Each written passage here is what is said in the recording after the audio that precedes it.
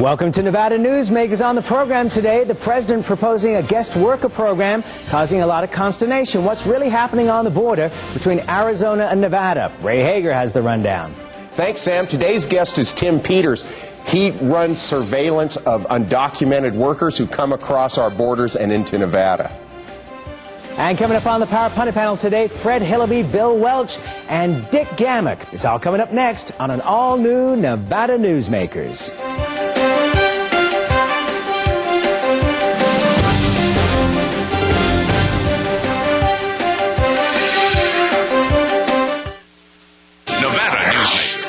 In part by the Tahoe Reno Industrial Center, the world's largest industrial park, the resort at Red Hawk, and the Peppermill family of casinos. Here at the Tahoe Reno Industrial Center, we focus on attracting high-tech companies to Northern Nevada. One vital amenity provided to companies at TRI is a connection to a complete digital fiber network. This gives the ability of unlimited bandwidth and voice services to every business. And what's charged for the installation of this valuable asset? Nothing. Zero. Nada. And that's a pretty good deal. Welcome to the Tahoe Reno Industrial Center, the largest industrial park in the world, building economic prosperity for Nevadans. Something spectacular has taken wing not far from Reno or Lake Tahoe, and never far from your mind. An escape of fine dining and legendary golf. Introducing the resort at Red Hawk. And at the center of it all, we've feathered our nest with new villas that have elevated Red Hawk to the status of a premier resort. The resort at Red Hawk, a beautiful new arrival in Northern Nevada. Nevada Newsmakers is sponsored in part by the Nevada Beer Wholesalers Association. As an employer, did you know you can be held liable for negligent hiring? A background screening by Employer Links can uncover criminal records, like alcohol and drug convictions. It can verify the applicant's education, driving records, and professional licenses. Employer Links can check civil records, registered sex offender records, and social security fraud. Hiring the right person shouldn't be a gamble. Call Employer Links. Employer Links, protecting your investment. I tell you, John, this industry has really changed. Tell me about it. You seemed to do pretty well last year. What's your secret? No secrets.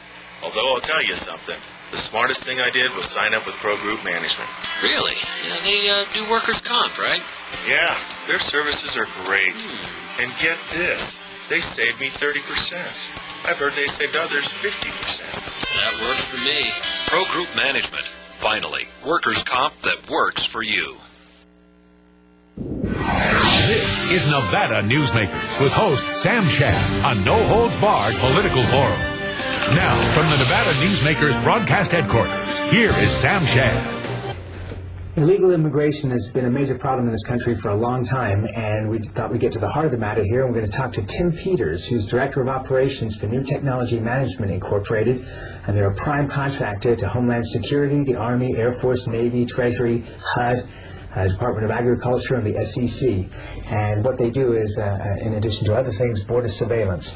First of all, Tim, thank you for doing the show. We appreciate that. In today's paper, which we're taping on August 16th, the headline is that the governor of Arizona is approving emergency money because she says the federal government is falling down on its responsibilities along the border, and apparently New Mexico has done this just a couple of days earlier. What is the situation that's led us to this?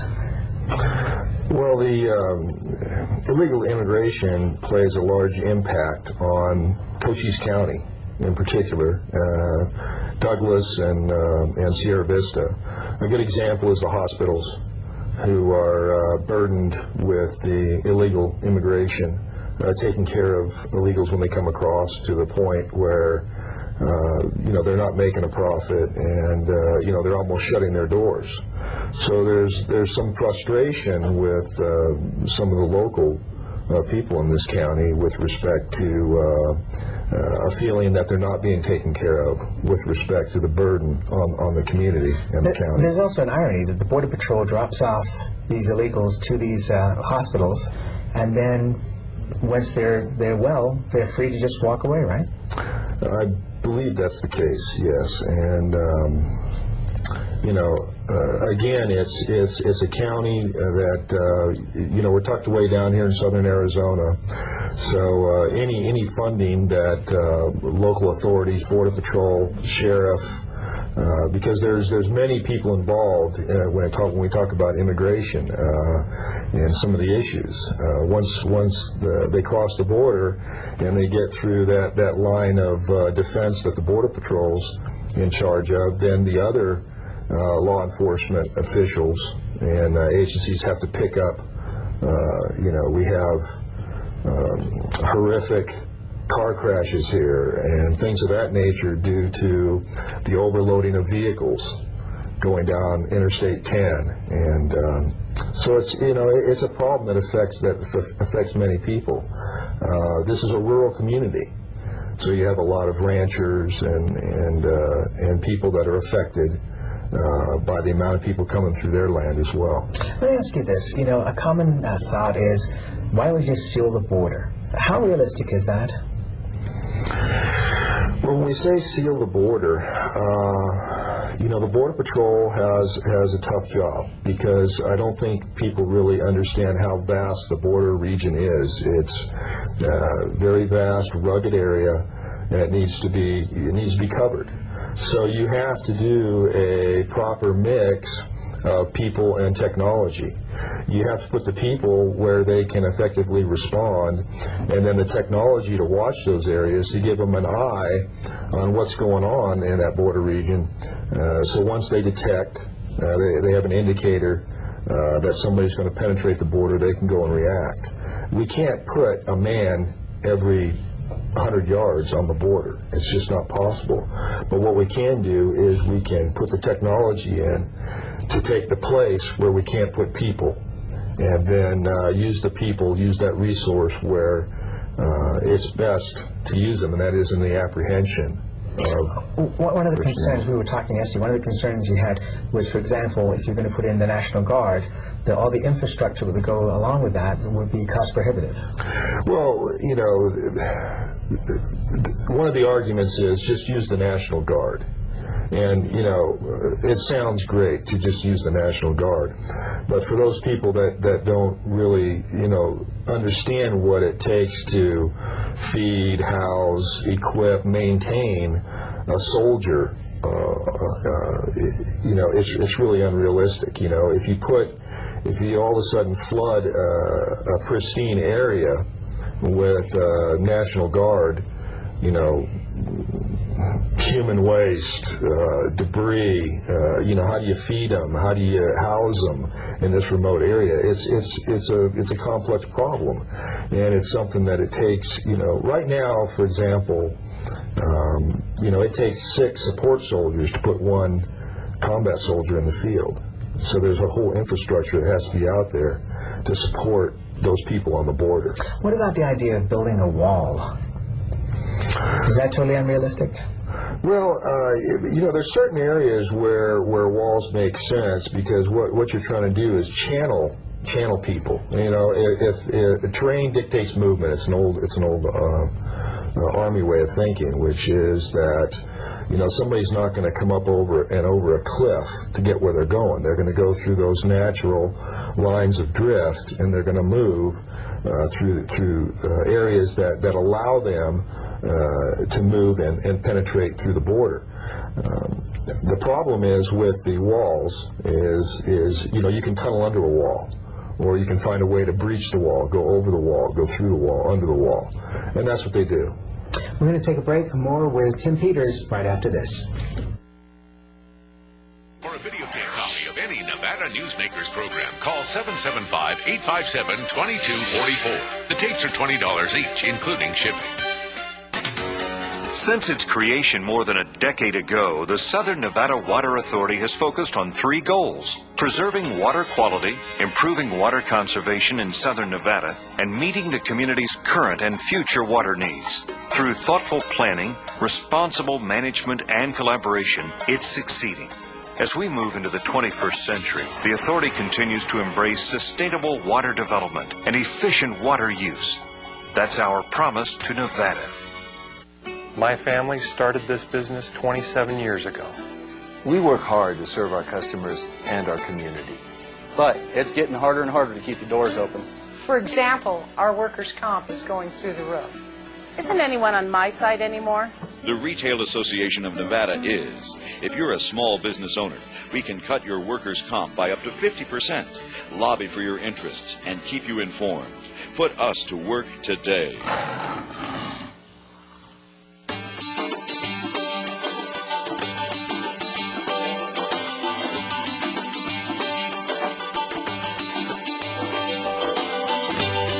Many of the materials we rely on every day come from the ground, and modern mining technology brings them to us cleaner and safer than ever before. To learn more about America's natural resources, visit nma.org, the National Mining Association. Reno's best dining values are all at one casino, the Pepper Mill. You can enjoy great savings on our popular specials. Pepper Mill's coffee shop offers daily lunch specials, low-carb dining, and all your favorite comfort foods. You'll find sensational lunch specials featuring Reno's freshest seafood, sushi, pasta, and more at Oceano. And early bird specials at Reno's Premier Steakhouse and Romanza Ristorante Italiano. The best values are at the Pepper Mill. Where are you dining? And now, back to Nevada Newsmakers with Sam Shad. Back on Nevada Newsmakers, we're talking with Tim Peters, who's Director of Operations for New Technology Management Incorporated, a prime contractor to Homeland Security involved in border surveillance. Let me ask you a couple of questions here. Realistically, the President has proposed a guest worker program. There's been a lot of complaints about this. Personally, I think it's a great idea. What are your thoughts from the professional end of things? Well, I have some experience working down in Central and South America, and about 17 years. About 17 years, right, with the Army Special Forces. And one of the things that I did learn is if you don't have a mechanism, a lawful mechanism, what you do is you establish unlawful mechanisms, black market, trade markets. And that's pretty much what's been established here. Is even though there's a legal worker program for workers to come across the border, I don't believe it's an easy program for every worker to get into in Mexico, for example. So this black market infiltration mechanism, this illegal activity of pushing them through the border is kind of the norm for a lot of people. It's what their relatives do, their friends do. They go and see Jose, and Jose gets them into the system and gets them across the border. So you establish these mechanisms. My feeling is make it, if there's a need, if there's a bona fide need, which we know there is, we want them to come over and we want them to work here, then we have to put in a legal, lawful system that allows them to do that. At the same time, we have to put pressure on those foreign governments to support us. I mean, let's face facts. There's a lot of money that travels back across the border into Mexico, and those officials there, I'm sure, you know, are happy that we are a big part of their gross national product. It's about what, 35%? I believe it's somewhere in the 30% range of their GNP of money coming back across the border. So you know, this is big money, and so my feeling is to curb it. Let's make a program that's fair to everyone, and then let's hold everybody that this is the law. And and those that are not willing to go along with the plan, well, then they should suffer the consequences of not going along with the plan. Let me hit you up with a couple of things. One thing that I just found out, which I find just incredible, is that if somebody comes into this country who is not, and through the southern border, who is not a Mexican citizen, because you send back the Mexican citizens back to Mexico, but if they're not from Mexico, they basically get a ticket and to appear in court? Well, I'm not an expert on all the immigration laws and the way that things are done, but yeah, I think there are loopholes, and there are ways that people fall down through the system, and like you say, a lot of people, when they do get apprehended, whether they're illegal or they're in here underneath some type of program that's expired or whatever, if they do get caught, and again, if the city that they're working in, the police are even able to arrest them, or they do get a ticket, yeah, they've got to go face a judge at federal court, or somebody to determine their disposition. And again, this gets into the different laws within INS. But essentially, they're not put in prison because there's no room in the prisons. So they're given a ticket. They're free to go. What percentage actually shows up in the courtroom? Well, I know. I would assume. I don't know the exact percentage, but I would assume that it would be a low percentage because now they're back into the general public where they go until they get caught again. It goes to. I think it goes back to our courts and our laws as far as what's a felony offense versus a misdemeanor offense and things of that nature. But and this law's been on the books for 100 years, right? I believe so. Okay, let me ask you about another thing, which I found out, again, we were at a briefing with you yesterday. People complain a lot about the amount of cargo that's coming to this country in containers that's not being inspected. But in fact, you're saying that a lot of this is inspected before it ever leaves its port of debarkation. Yeah, you can go on the Customs website, U.S. Customs website, and find out about their programs. But Customs is very aggressive in some of these programs, and their container programs. We have customs officials, U.S. officials, that are at these foreign ports of call that actually work with officials to inspect, and then they've got different container programs where they seal the containers, and they're pretty much inspected coming into the U.S. before they ever get here. So yeah, there are these programs, there's cargo programs, U.S. Fast, and different programs that are out there to help get, a cargo that's been inspected through our borders in an efficient manner. Well, I thank you very much for helping clear up a lot of misunderstandings about what's actually going on along our southern border. We appreciate it. Well, I'd just like to close by saying that New Technology Management is a company that is dedicated to make our borders a more safe and secure area, and we will do everything to help local, state, and federal law enforcement. And I have to cut you off here, otherwise I have to charge you for a commercial. Thanks for being here. I appreciate it, man. Thanks. We'll be right back on Nevada Newsmakers after this. This is Nevada Newsmakers. How long does it take to get to the Tahoe-Reno Industrial Center, the world's largest industrial park?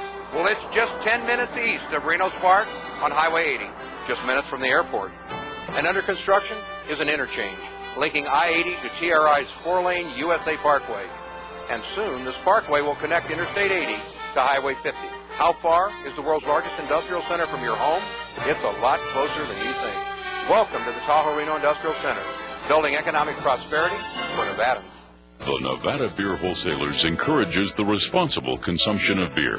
The Nevada Beer Wholesalers Association are sponsors and participants in many community-based efforts such as school education programs, safe ride home, recycling programs, alcohol-free after-prom and graduation parties, safe boating campaigns, and designated driver programs. They are family-owned businesses employing 2,000 Nevadans. They also collect and pay the state excise tax. The Nevada Beer Wholesalers Association, delivering more than just beer. So, who do you use for workers' comp? Pro Group Management.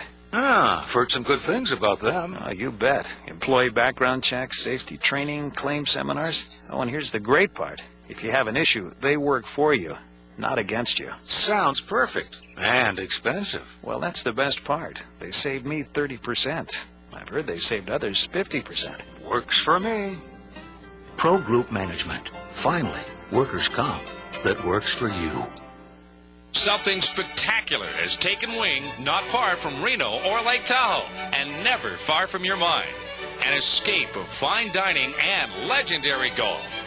Introducing the resort at Red Hawk. And at the center of it all, we've feathered our nest with new villas that have elevated Red Hawk to the status of a premier resort. The Resort at Red Hawk, a beautiful new arrival in northern Nevada.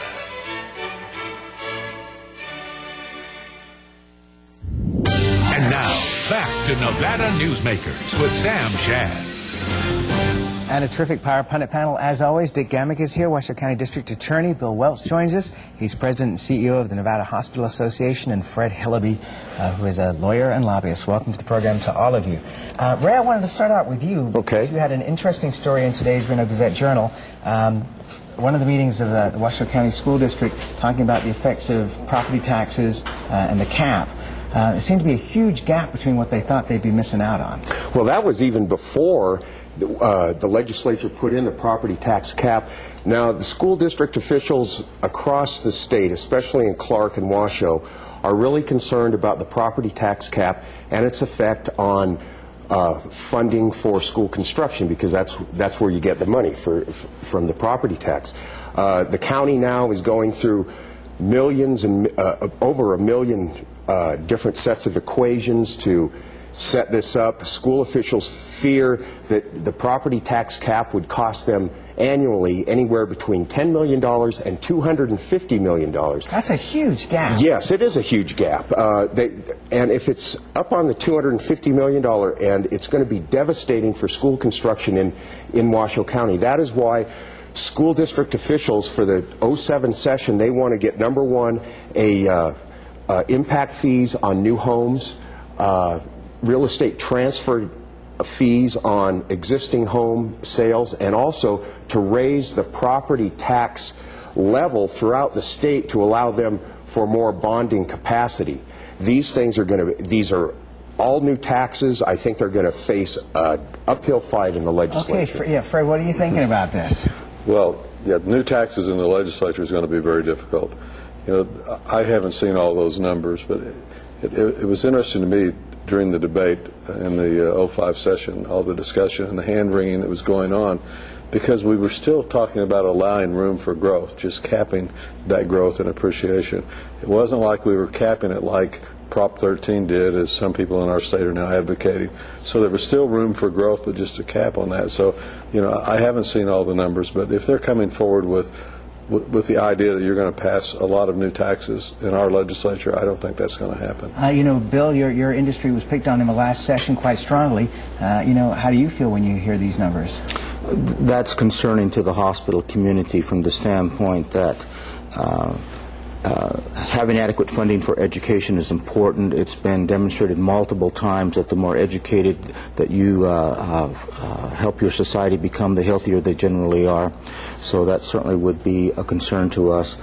Secondly, there are many social programs that are supported through the tax base, and as these social programs are either not expanded to accommodate the growth or they reduce their program designs, this drives patients who ultimately need primary care or basic health care services to the hospital ERs. So it's very concerning to us. Well, and that was another story in the Gazette-Journal today was about that, which is that the hospitals are suffering greatly because people don't have health insurance, and therefore instead of going to a regular doctor or an emergency care, they're going to the emergency room.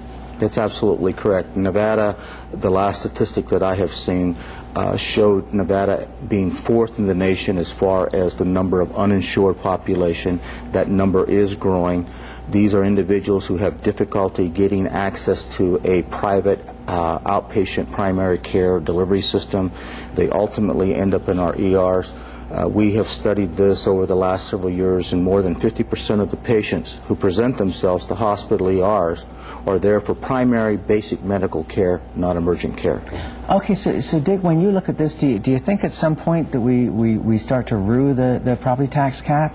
Well, I think we're headed down a road we may not want to go down in this state, Sam, because we not only got the property tax cap this last session, but we have assembly people now looking at a Colorado-type program where they just shut taxes down. We've got Prop 13 issues coming up again where people are talking about shutting down other kinds of taxes. And you've got to have a revenue to run a government. And even though I was told by Ray one day I sound like a Democrat, I'm not a tax and spend person, but you've got to have so much revenue or you don't run these services. And the hospitals are a great example. If all these people keep coming in and the hospitals have to keep absorbing that, there comes a break time somewhere. And the same thing with the schools. If you don't have this money in the fastest growing state in the union to build the schools and to put in the infrastructure, we've got some real serious issues coming up. You know, Sam, if I might, no, please.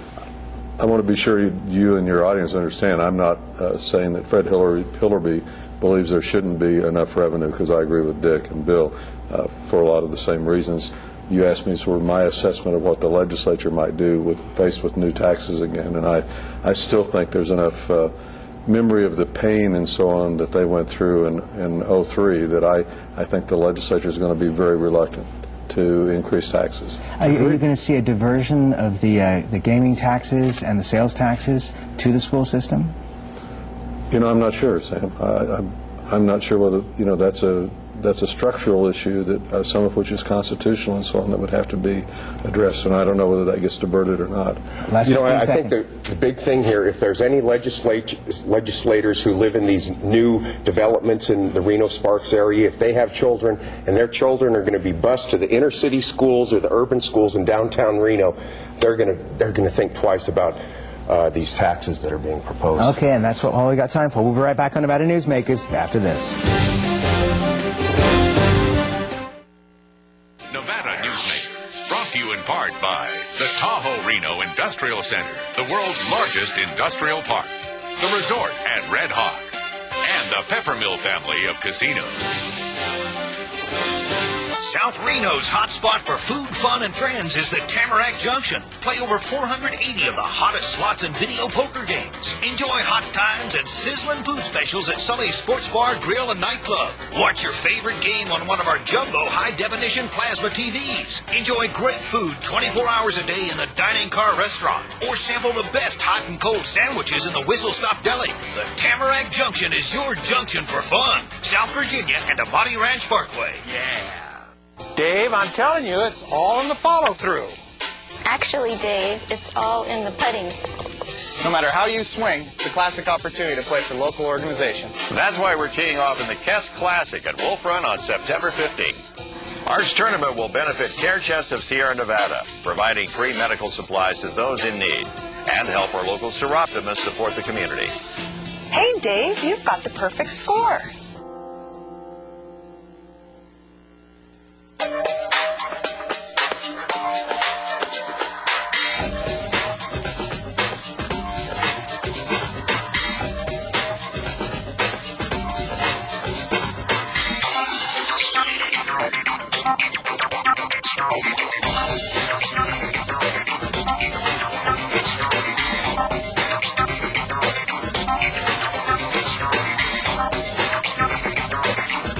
Happy hour at the Peppermill.